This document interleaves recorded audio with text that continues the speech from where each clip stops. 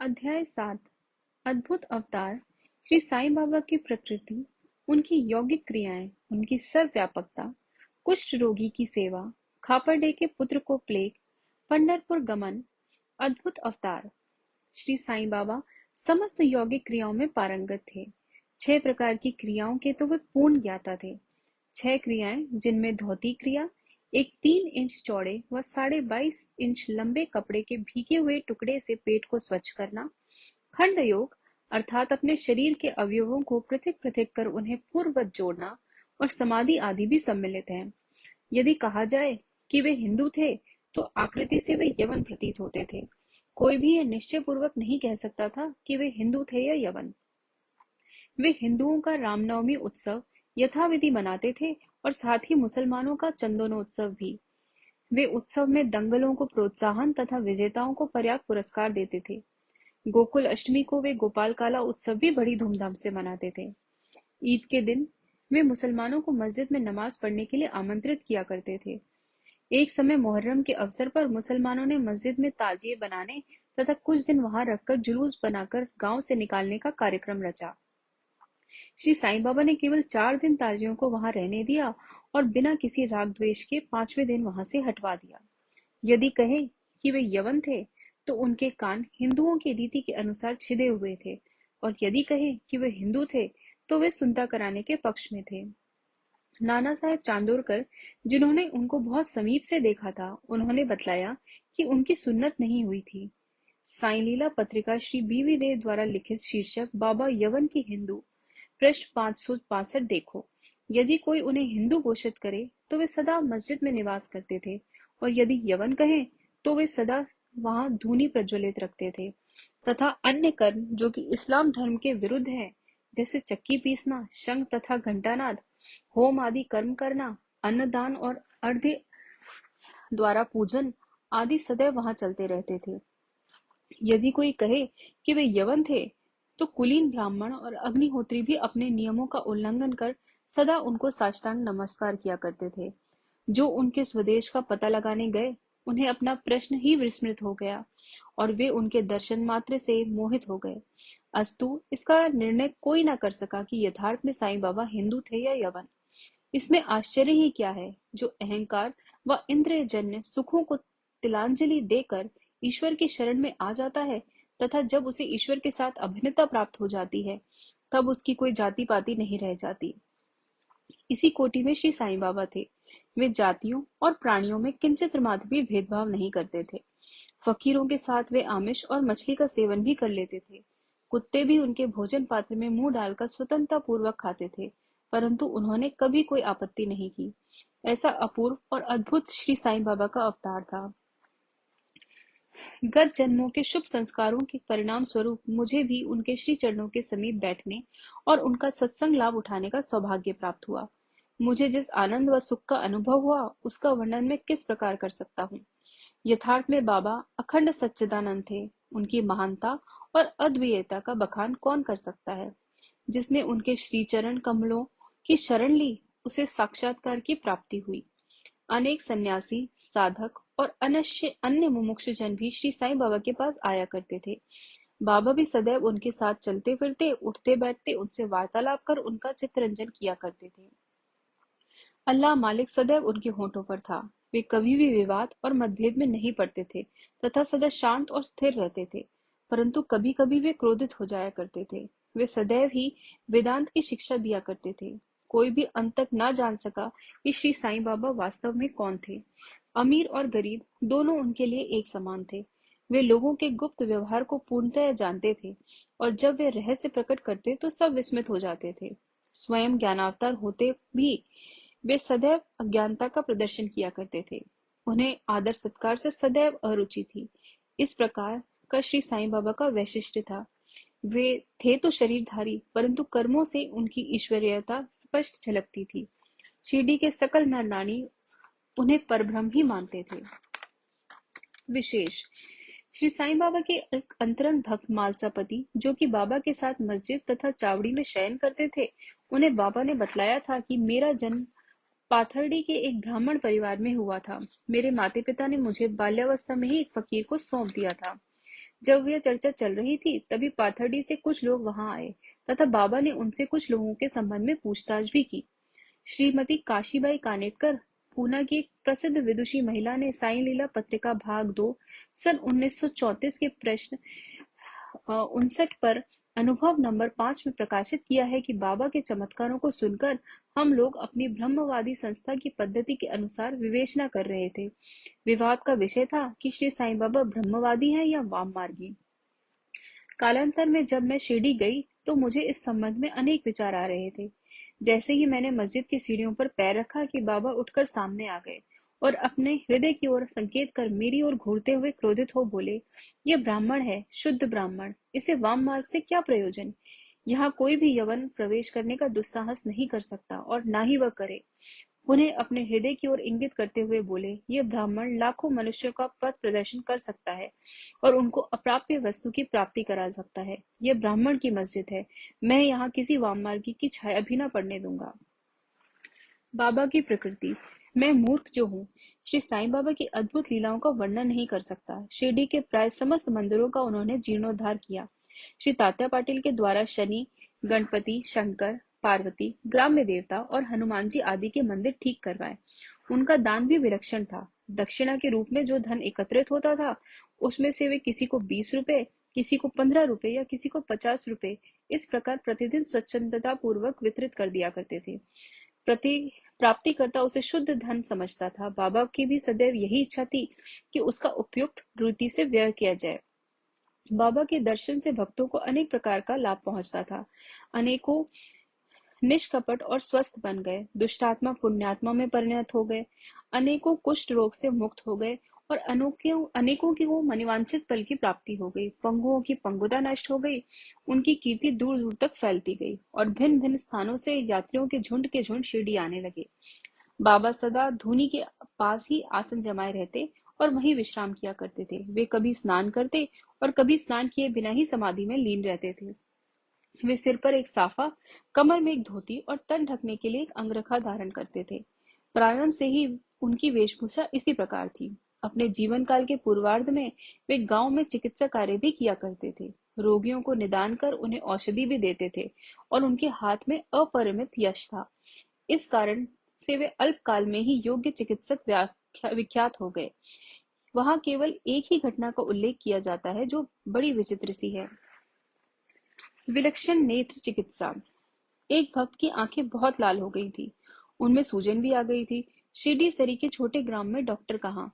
तब भक्तगण ने रोगी को बाबा के समक्ष उपस्थित किया। इस प्रकार की पीड़ा में प्राय डॉक्टर लेप, मरहम, अंजन, गाय का दूध तथा कपूर युक्त औषधियों को प्रयोग में लाते हैं, पर बाबा की औषधि तो सर्वथा ही भिन्न थी। उन्होंने भिलावा पीसकर उसकी 2 गोलियां बनाई और रोगी के नेत्रों में एक एक गोली चिपकाकर कपड़े की पट्टी से आंखें बांध दी। दूसरे दिन पट्टी हटाकर नेत्रों के ऊपर जल के छींटे छोड़े गए। सूजन कम हो गई और नेत्र प्राय निरोग हो गए। नेत्र शरीर का एक अति सुकोमल अंग है, परंतु बाबा की औषधि से कोई हानि नहीं पहुंची, वरन नेत्रों की व्याधि दूर हो गई। इस प्रकार अनेक रोगी निरोगी हो गए। यह घटना तो केवल उदाहरण स्वरूप ही यहाँ दी गई है। बाबा की यौगिक क्रियाएं। बाबा को समस्त यौगिक प्रयोग और क्रियाएं ज्ञात थीं। उनमें से केवल 2 का ही उल्लेख यहाँ किया जाता है। पहली धौती क्रिया, यानी आते स्वच्छ करने की क्रिया। प्रति तीसरे दिन बाबा मस्जिद से पर्याप्त दूरी पर एक वट वृक्ष के नीचे किया करते थे। एक अवसर पर लोगों ने देखा कि उन्होंने अपनी आते उधर से बाहर निकालकर उन्हें चारों ओर से स्वच्छ किया और समीप के वृक्ष पर सूखने के लिए रख दिया। शिरडी से शिरडी में इस घटना की पुष्टि करने वाले लोग अभी भी जीवित हैं। उन्होंने इस सत्य की परीक्षा भी की थी। साधारण धोती क्रिया एक 3 इंच चौड़े व 22.5 फुट लंबे गीले कपड़े के टुकड़े से की जाती है। इस कपड़े को मुंह के द्वारा उदर में उतार लिया जाता है तथा उसे लगभग आधे घंटे तक रखे रखते हैं ताकि उसका पूरा पूरा प्रभाव हो। तत्पश्चात उसे बाहर निकाल लेते हैं।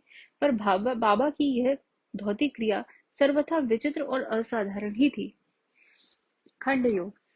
एक समय बाबा ने अपने शरीर के अवयव अवयव पृथक पृथक कर मस्जिद के भिन्न भिन्न स्थानों में बिखेर दिए। अकस्मात उसी दिन एक महाशय मस्जिद में पधारे और अंगों को इस प्रकार यहाँ वहां बिखरा देखकर बहुत ही भयभीत हुए। पहले उनकी इच्छा हुई कि लौटकर ग्राम अधिकारी के पास यह सूचना भिजवा देनी चाहिए कि किसी ने बाबा का खून कर उनके टुकड़े टुकड़े कर दिए हैं, परंतु सूचना देने वाला ही पहले पकड़ा जाता है, ये सोचकर वो मौन रहे। दूसरे दिन जब वे मस्जिद में गए तो बाबा को पूर्ववत हष्ट पुष्ट और स्वस्थ देखकर उन्हें बड़ा विस्मय हुआ। उन्हें ऐसा लगा कि पिछले दिन जो दृश्य देखा था वह कहीं स्वप्न तो नहीं था। बाबा बाल्यकाल से ही यौगिक क्रिया किया करते थे और उन्हें जो अवस्था प्राप्त हो चुकी थी उसका सत्य ज्ञान किसी को भी नहीं था। चिकित्सा के नाम से उन्होंने कभी किसी से एक पैसा भी स्वीकार नहीं किया। अपने उत्तम लोकप्रिय गुणों के कारण उनकी कीर्ति दूर दूर तक फैल गई। उन्होंने अनेक निर्धनों और रोगियों को स्वास्थ्य प्रदान किया। इस प्रसिद्ध डॉक्टरों के डॉक्टर, मसीहों के मसीहा ने कभी अपने स्वार्थ की चिंता न कर अनेक विघ्नों का समान सामना किया तथा स्वयं असहनीय वेदना और कष्ट सहन कर सदैव दूसरों की भलाई की और उन्हें विपत्तियों में सहायता पहुंचाई। वे सदा पर कल्याणार्थ चिंतित रहते थे। ऐसी ही एक घटना नीचे लिखी जाती है जो उनकी सर्वव्यापकता तथा महान दयालुता की द्योतक है। बाबा की सर्वव्यापकता और दयालुता। सन 1910 में बाबा दीपावली के शुभ अवसर पर धूनी के समीप बैठे हुए अग्नि ताप रहे थे तथा साथ ही धूनी में लकड़ी डालते जा रहे थे। धूनी प्रचंडता से प्रज्वलित थी। कुछ समय पश्चात उन्होंने लकड़ियां डालने के बदले अपना हाथ धूनी में डाल दिया। हाथ बुरी तरह से झुलस गया। नौकर माधव तथा माधवराव देशपांडे ने बाबा को धूनी में हाथ डालते देखकर तुरंत दौड़कर उन्हें बलपूर्वक पीछे खींच लिया। माधवराव ने बाबा से कहा, देवा, आपने ऐसा क्यों किया?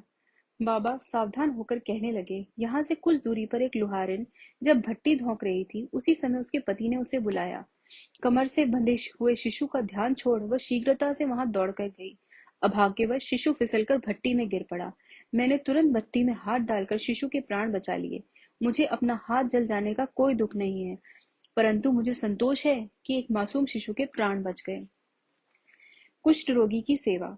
माधवराव देशपांडे के द्वारा बाबा का हाथ जल जाने का समाचार पाकर श्री नाना साहब चांदोरकर बंबई के सुप्रसिद्ध डॉक्टर श्री परमानंद के साथ दवाइयां, लेप, लिंट तथा पत्तियां आदि साथ लेकर शीघ्रता से शिरडी को आए। उन्होंने बाबा से डॉक्टर परमानंद को हाथ की जांच करने और जले हुए स्थान में दवा लगाने की अनुमति मांगी। यह प्रार्थना अस्वीकृत हो गई। हाथ जल जाने के पश्चात एक कुष्ठ रोगी पीड़ित भक्त भागोजी शिंदे उनके हाथ पर सदैव पट्टी बांधते थे। उनका कार्य था प्रतिदिन जले हुए स्थान पर घी मलना और उसके ऊपर एक पत्ता रखकर पट्टियों से उसे पुनः पूर्ववत कसकर बांध देना। घाव शीघ्र भर जाए, इसके लिए नाना साहब चांदोरकर ने पट्टी छोड़ने तथा डॉक्टर परमानंद से जांच व चिकित्सा कराने का बाबा से बारंबार अनुरोध किया। यहाँ तक कि डॉक्टर परमानंद ने भी अनेक बार प्रार्थना की, परंतु बाबा ने यह कहते हुए टाल दिया कि केवल अल्लाह ही मेरा डॉक्टर है। उन्होंने हाथ का परीक्षण करवाना अस्वीकार कर दिया। डॉक्टर परमानंद की दवाइयां शिरडी के वायुमंडल में ना खुल सकी और ना ही उनका उपयोग हो सका। फिर भी डॉक्टर साहब का परम भाग्य था जो कि उन्हें बाबा के श्री दर्शन का लाभ हुआ। भागोजी को दवा लगाने की अनुमति मिल गई। कुछ दिनों के उपरांत जब घाव भर गया तब सब लोग सुखी हो गए, परंतु यह किसी को भी ज्ञात न हो सका कि कुछ पीड़ा शेष रही थी या नहीं। प्रतिदिन प्रातःकाल घृत से हाथ की मालिश और पुनः कसकर पट्टी बांधना। श्री साईं बाबा की समाधि पर्यंत ये क्रम इसी प्रकार चलता रहा। श्री साईं बाबा सदृश पूर्ण सिद्ध को यथार्थ में इस चिकित्सा की कोई भी आवश्यकता नहीं थी, परंतु भक्तों के प्रेमवश उन्होंने भागोजी की यह सेवा और उपासना निर्विघ्न स्वीकार करी। जब बाबा लंडी को जाते तो भागोजी छाता लेकर उनके साथ ही जाते थे। प्रतिदिन प्रातःकाल जब बाबा धूनी के पास आसन पर विराजते तब भागोजी वहां पहले से ही उपस्थित रहते और तथा अपना कार्य प्रारंभ कर देते थे। भागोजी ने पिछले जन्म में अनेक पाप कर्म किए थे। इस कारण वे कुष्ठ रोग से पीड़ित थे। उनकी उंगलियां गल चुकी थी और शरीर पीप आदि से भरा हुआ था, जिससे दुर्गंध भी आती थी। यद्यपि ब्रह्म दृष्टि से वे दुर्भागी प्रतीत होते थे, परंतु बाबा का प्रधान सेवक होने के नाते यथार्थ में वे ही अधिक भाग्यशाली तथा सुखी थे।